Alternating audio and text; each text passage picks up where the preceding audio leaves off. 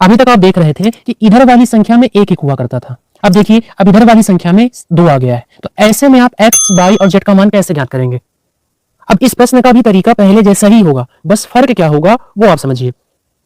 अब देखिए, आपको करना क्या है, आपको इधर वाली संख्या से शुरू करना है हल करना। तो हम क्या करेंगे, यहाँ पे लिखा है 29/79, यानी हमें इसे उल्टा करके लिखना है, यानी 79/29। अब हम इसमें भाग लगाएंगे, तो 29 दूना 58 हो जाएगा और 29 यहाँ 87, यानी हम 29 दूना लेंगे। तो जब हम दूना लेंगे यानी 2 प्लस, अब कितना बचा, तो यहाँ पे हम देखेंगे 21 बचेगा और बटे में क्या है 29 है। अब आप ध्यान से देख पा रहे हैं कि ये जो हमें 2 का ये 2 मिला है हमें, ये किसका मान होगा, x का मान होगा।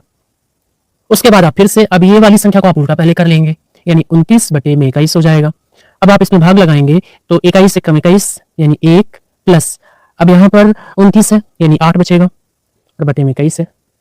आगे देखिए, अब यदि आप इसको उल्टा करके आप इसमें भाग करते हैं तो यहाँ से आपका आंसर गलत हो जाएगा। क्यों? क्योंकि हमें अब क्या करना है, आप देख सकते हैं कि बाई के साथ में हमें प्लस में 2 चाहिए, यानी हमें 2 छोड़ना है, यानी हम यहाँ से 2 पहले बाहर निकालेंगे। कैसे?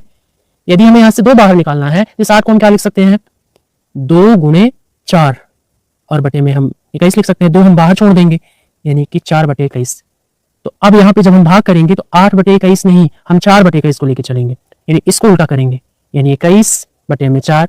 जब हम इसमें भाग लगाएंगे तो 4 पंचे 20 यानी 5 प्लस 1 और बटे में 4 है। अब आगे आप क्या करेंगे, इसको उल्टा करेंगे, यानी 4/1 तो क्या हो जाएगा, 4 हो जाएगा। तो आप देख पा रहे हैं कि बाई का मान यहाँ पर क्या है, 1 है और यहाँ पे जेड का मान क्या होगा, 5 है। अब देखिए, हमें प्रश्न में इसका मान ज्ञात करने को कह रहा है, तो बस हम x, y और z का मान रख के हल कर देंगे। तो जब हम हल करेंगे यानी 2 x की जगह पे हम ये 2 रखेंगे, प्लस 3 y की जगह पर हम इस 1 को लिखेंगे और माइनस का z की जगह पे हम 5 लिखेंगे। इसे हम हल कर देंगे तो 2 दूनी 4, 3 एकम 3 और माइनस का 5, 4 3 7, 7 में 5 घटाएंगे तो 2, यानी हम कह सकते हैं कि इसका आंसर होगा ऑप्शन नंबर डी। तो देखा आपने, इस 2 के लिए हमें इस तरीके से प्रश्न को बनाना पड़ा। अब यदि आप इस प्रश्न को अच्छी तरह समझ गए हैं तो होमवर्क में इसका जवाब कमेंट बॉक्स में बताइएगा और साथ में ये भी बताइएगा कि आपने इसके लिए क्या सोचा और इसे कैसे हल किया। राधे राधे।